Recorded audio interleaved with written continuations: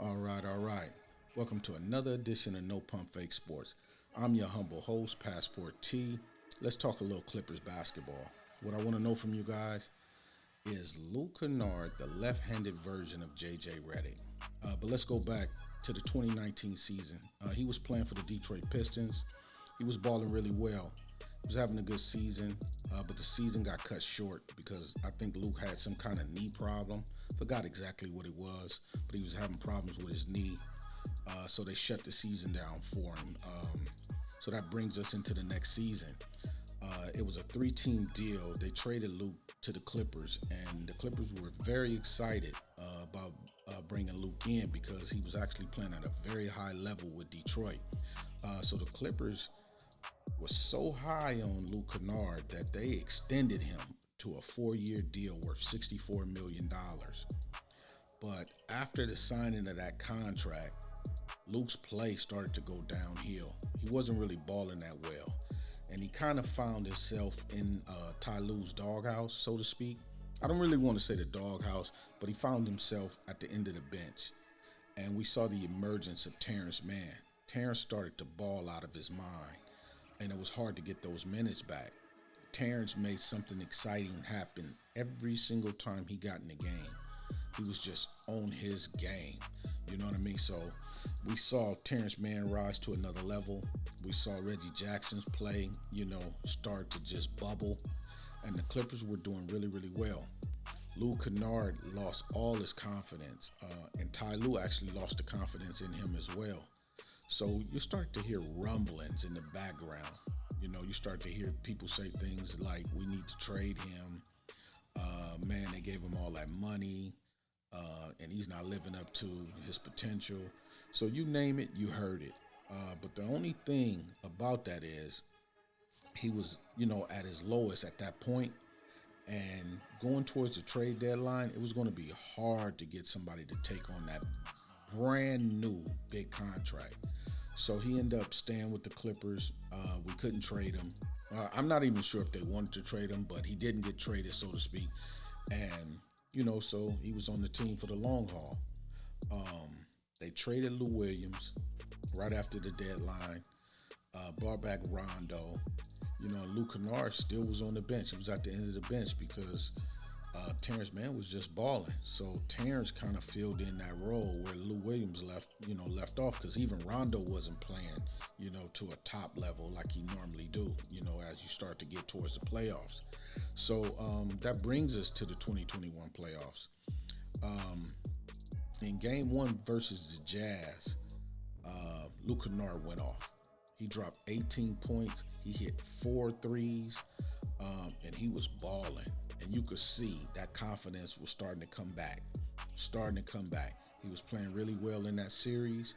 And, I think in game 7, he was instrumental in, helping us get past the Utah Jazz. So that took us into the next series against the Suns. And in game 3, we were already down 2-0. We desperately needed game 3. And in that fourth quarter, Luke Kennard dropped 10 points. I mean, he hit 3 straight threes, and we ended up winning that game. So we would end up going back to the Staples Center with all the momentum. So I was really, really excited for Luke.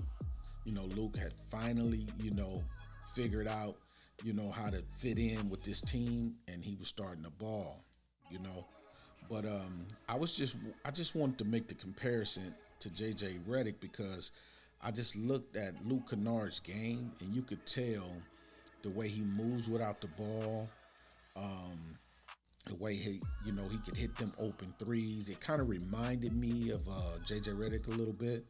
But the only thing about Luke, I think Luke is actually a better playmaker than JJ Redick.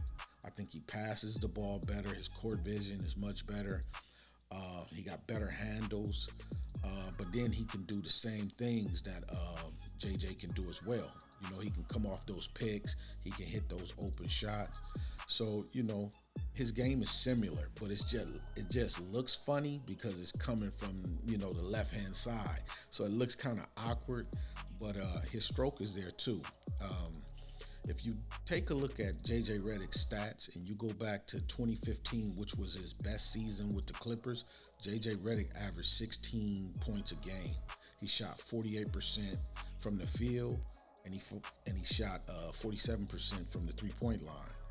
And if you take a look at Luke's best seasons, it was the 2019 season in Detroit. He averaged up 16 points as well.